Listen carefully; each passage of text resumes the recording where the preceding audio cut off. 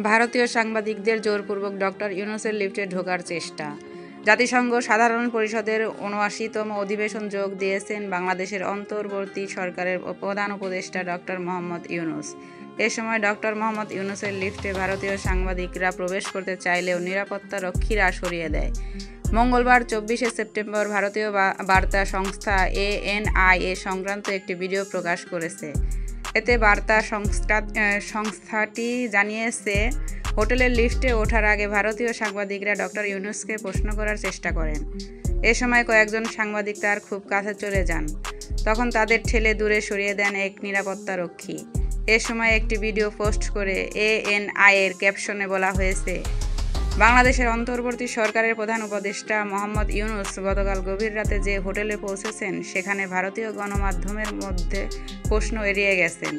এদিকে প্রধান উপদেষ্টা অধ্যাপক ডক্টর মোহাম্মদ ইউনূসকে জাতিসংঘ সাধারণ পরিষদের ANGO ৭৯তম অধিবেশনে যোগদান করায় শুভেচ্ছা জানিয়েছে জাতিসংঘ।